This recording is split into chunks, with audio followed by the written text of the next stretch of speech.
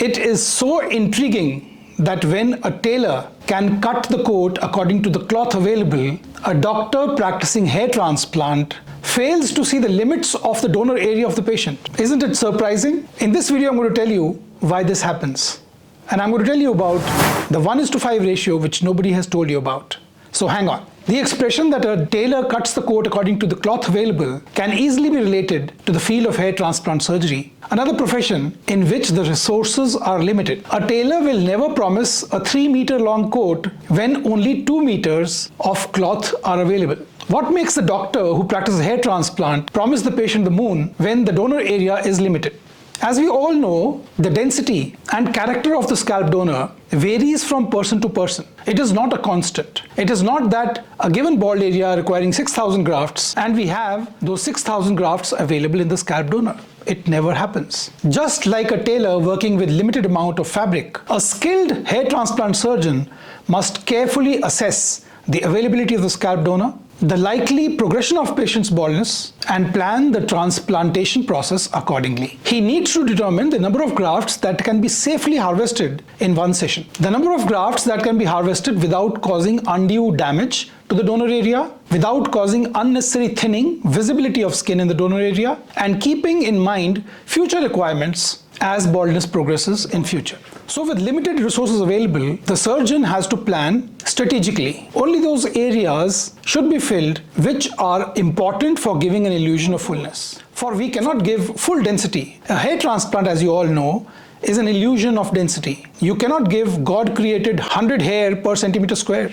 You never will. You never can. A hair transplant is an illusion in which, according to the area and according to the donor source available, we give densities from 25 grafts per centimeter square to up to 55 grafts per centimeter square, still maintaining the illusion of fullness. A person with a low yield scalp donor with grade 7 baldness cannot expect that his head will be full of hair after the hair transplant procedure. This is where the patient's unreasonable, irrational expectations from a hair transplant need to be watered down. Whenever a patient comes to me, the first thing I do before assessing his donor area is to have a look at the scalp donor.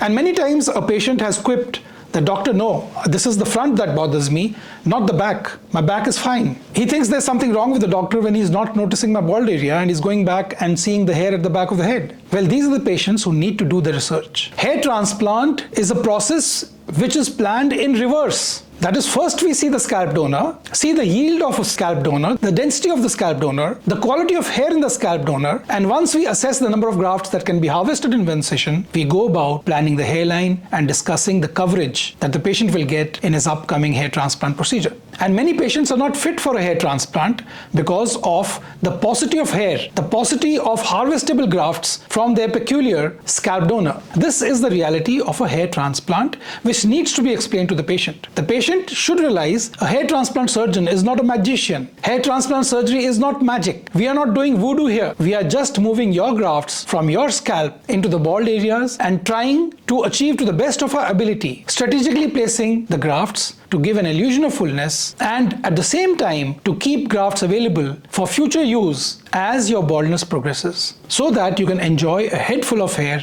for a longer period of time.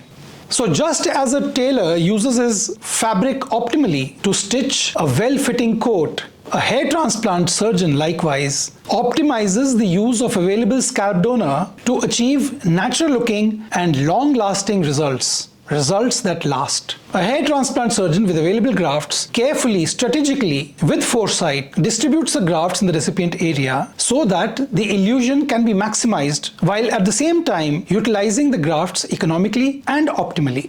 Overall, the analogy, cutting the coat according to the cloth, highlights the importance of resourcefulness and meticulous planning in hair transplant surgery, especially when the scalp donor or the body grafts are limited and there is overall decreased availability of grafts in a background of extensive baldness, or when the progression of baldness up to grade 6 and grade 7 is staring you at your face. So when a tailor has mastered the art of using his resources efficiently, what keeps the doctor from doing so? The simple reason is that the doctor is an itinerant doctor. He is not a hair transplant doctor. He is using non-medical staff to do the procedure for himself. For the non-medical staff, it is a mechanical procedure. They come in the morning and you don't know who will come that day. They see the area to be covered. They harvest the grafts. And how do they do it? They will transgress the safe zone. They will harvest grafts which are going into the telogen phase. They will not be mindful of the fact that only 1:5 ratio has to be respected. And they will do it in haste, throwing caution to the wind, not keeping in mind the patient's future goals and objectives. Well, that is how most of the hair transplant procedures are done.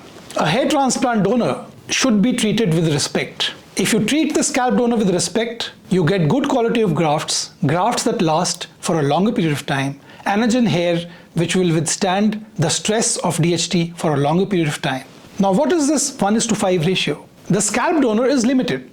We only have 20,000 grafts available, but these 20,000 grafts are not extracted in a lifetime.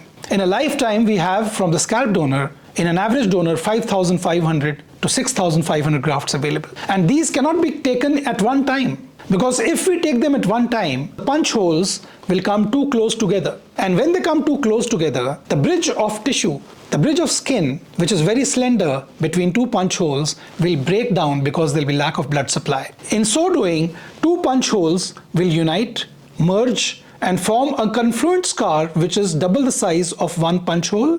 And imagine if so many punch holes which are closely grouped together unite and form a big scar, it will lead to patchiness of the scalp donor, which will look even worse than a bald head. The stigma of a badly done hair transplant in the scalp donor is so bad, it looks like a skin disease. The worst part is that a badly done scalp harvesting, when the scalp donor has been vandalized, over-harvested beyond limits, is that it cannot be set back. Scarring cannot be reversed.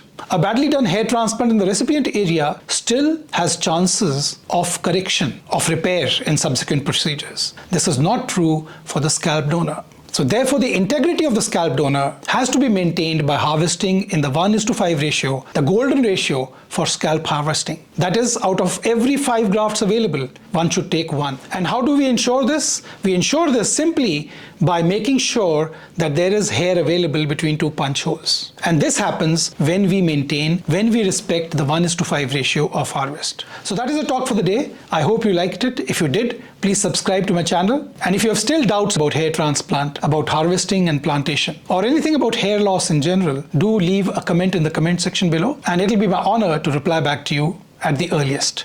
Like always. Thank you for watching. God bless you.